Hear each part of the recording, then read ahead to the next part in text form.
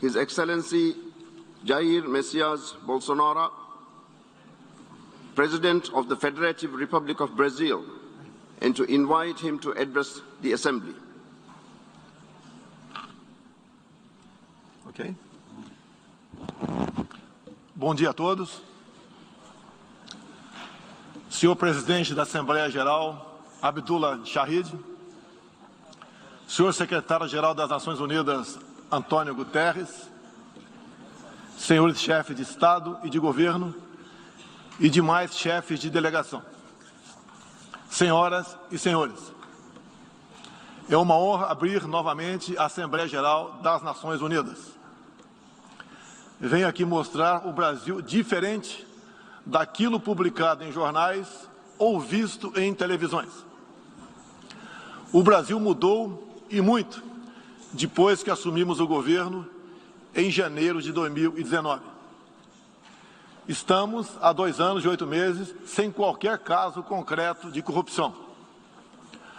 O Brasil tem um presidente que acredita em Deus, respeita a Constituição, valoriza a família e deve lealdade ao seu povo. Isso é muito. É uma sólida base se levarmos em conta que estávamos à beira do socialismo. Nossas estatais davam prejuízos de bilhões de dólares no passado. Hoje são lucrativas. Nosso Banco de Desenvolvimento era usado para financiar obras em países comunistas, sem garantias. Quem honrava esses compromissos era o próprio povo brasileiro. Tudo isso mudou. Apresento agora um novo Brasil, com sua credibilidade já recuperada diante do mundo. O Brasil possui o maior programa de parceria de investimentos com a iniciativa privada de sua história. Programa que já é uma realidade e está em franca execução. Até aqui foram contratados 100 bilhões de dólares de novos investimentos e arrecadados 23 bilhões de dólares em outorgas. Na área de infraestrutura, leiloamos para a iniciativa privada 34 aeroportos e 29 terminais portuários. Já são mais de 6 bilhões de dólares em contratos privados para novas ferrovias. Introduzimos o sistema de autorizações ferroviárias, o que aproxima nosso modelo ao americano. Em poucos dias recebemos 14 requerimentos de autorizações para novas ferrovias, com quase 15 bilhões de dólares em investimentos privados. Em nosso governo, promovemos o ressurgimento do modal ferroviário. Como reflexo, menor consumo de combustíveis fósseis e redução do custo do Brasil, em especial no barateamento de produção de alimentos. Grande avanço vem acontecendo na área do saneamento básico. O maior leilão da história do setor foi realizado em abril, com concessão ao setor privado dos serviços de distribuição de água e esgoto no estado do Rio de Janeiro. Temos tudo o que o investidor procura: um grande mercado consumidor, excelentes serviços, tradição de respeito a contratos e confiança no nosso governo. Também anuncio que nos próximos dias realizaremos o leilão para a implementação da tecnologia 5G no Brasil. Nossa moderna e sustentável agricultura de baixo carbono alimenta mais de 1 bilhão de pessoas no mundo e utiliza apenas 8% do território nacional. Nenhum país do mundo possui uma legislação ambiental tão completa quanto a nossa. Nosso Código Florestal deve servir de exemplo para outros países. O Brasil é um país com dimensões continentais, com grandes desafios ambientais.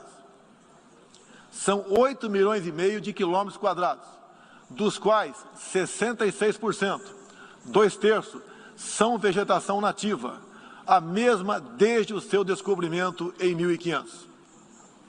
Somente no bioma amazônico, 84% da floresta está intacta. abrigando a maior biodiversidade do planeta. Lembro que a região amazônica equivale à área de toda a Europa Ocidental.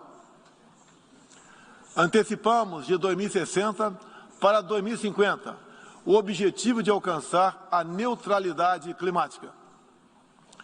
Os recursos humanos e financeiros destinados ao fortalecimento dos órgãos ambientais foram dobrados, com vistas a zerar o desmatamento ilegal. E os resultados desta importante ação já começaram a aparecer. Na Amazônia, tivemos uma redução de 32% do desmatamento no mês de agosto, quando comparado a agosto do ano anterior. Qual país do mundo tem uma política de preservação ambiental como a nossa? Os senhores estão convidados a visitar a nossa Amazônia.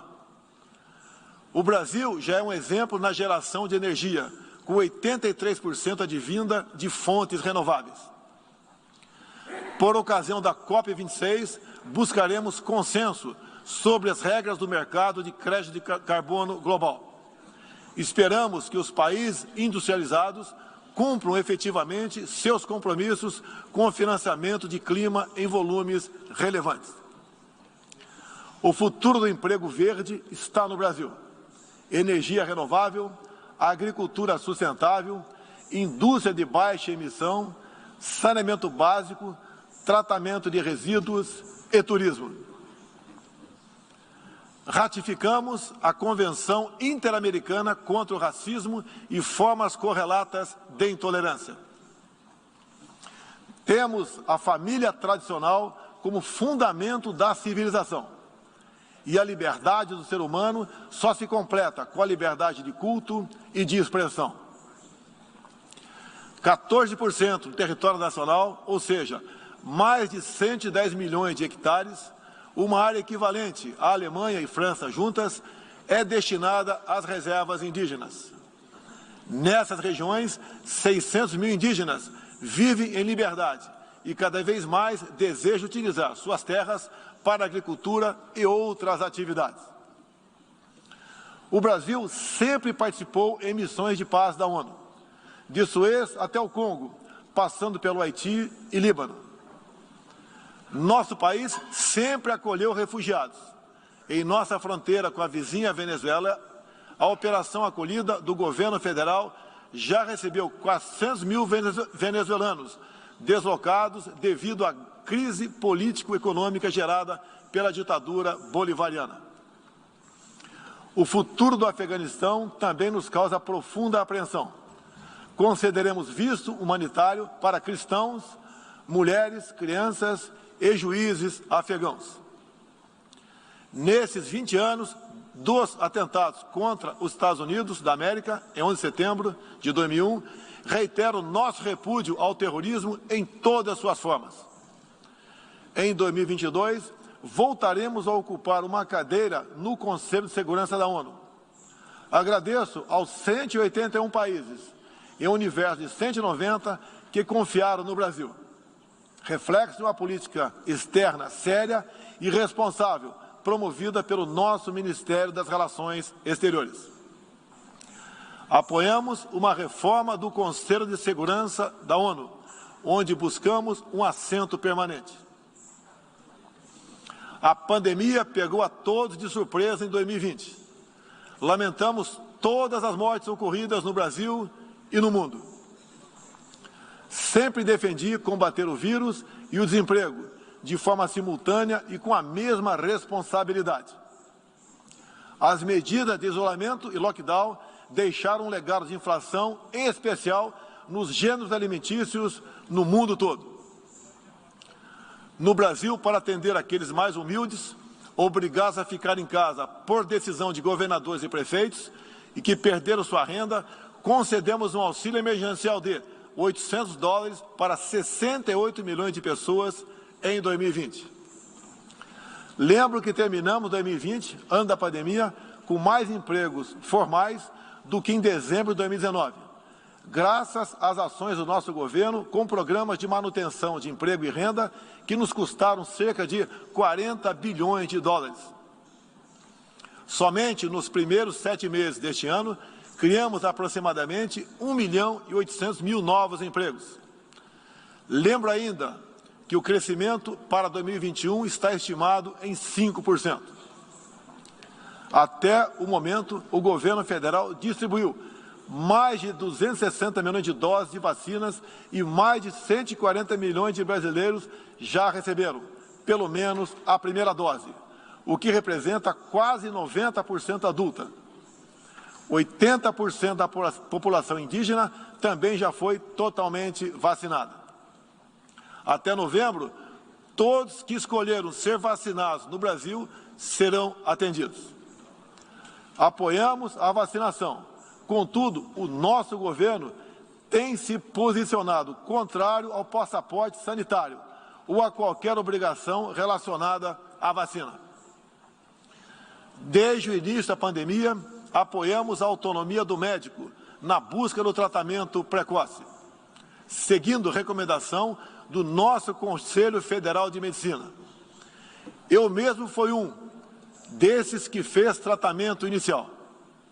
Respeitamos a relação médico-paciente na decisão da medicação a ser utilizada e no seu uso off-label. Não entendemos porque muitos países, juntamente com grande parte da mídia, se colocaram contra o tratamento inicial. A história e a ciência saberão responsabilizar a todos. No último 7 de setembro, data da nossa independência, milhões de brasileiros, de forma pacífica e patriótica, foram às ruas, na maior manifestação de nossa história. Mostrar que não abre mão da democracia, das liberdades individuais e de apoio ao nosso governo. Como demonstrado, o Brasil vive novos tempos. Na economia, temos um dos melhores desempenhos entre os emergentes. Meu governo recuperou a credibilidade externa e hoje se apresenta como um dos melhores destinos para investimentos. É aqui, nesta Assembleia Geral, que vislumbramos um mundo de mais liberdade, democracia, prosperidade e paz. Que Deus abençoe a todos.